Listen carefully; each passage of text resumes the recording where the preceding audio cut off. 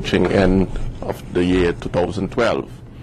And as we read in the newspaper yesterday itself, we had one of our NGOs, that does community service, had to close their door temporarily because of shortage of funding. But what we hear bringing to the attention not only of the general public but also of government, because we've been over the past 2 years as Sunfed deliberating with government and other instances to avoid us having an interruption of funding, financing onto NGOs, because this can have detrimental effect for many in this community.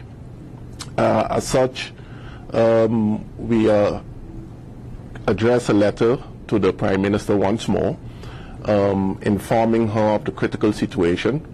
The time right now, we are very, very late, because for anything to be functioning well, it had to be in place since August of this year.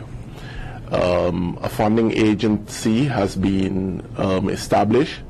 We also know of the lack of experience on St. Martin's side, and we have to find the money to fund such. Nevertheless, all of this has been known for over 2 years. Moreover, Butte stated that he is calling on government to do all within its power to ensure that financing is in place through the funding agency to avoid interruptions for the 2013 programs.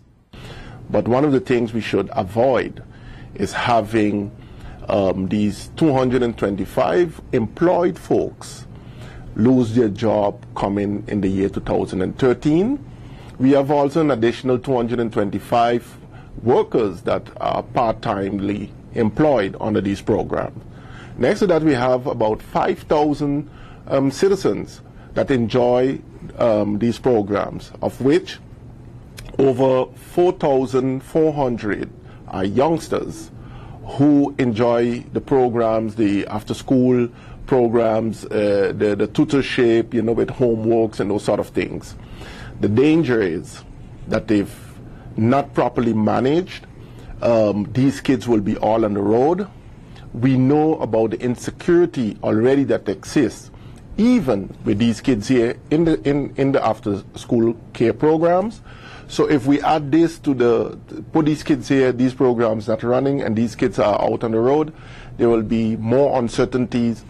Their parents are working, there will be no guidance left over these kids. So we are calling once more on government to do all within its power to ensure that funding are in place in the funding agency, so we have no interruption for the programs come 2013.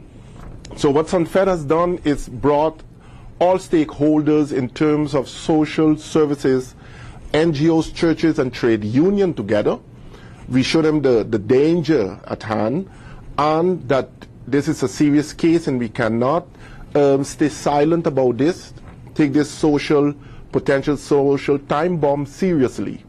And we gathered about 70 organizations signed this petition, of which we sent to the Prime Minister, informing her that about the dangers at hand. You're tuned to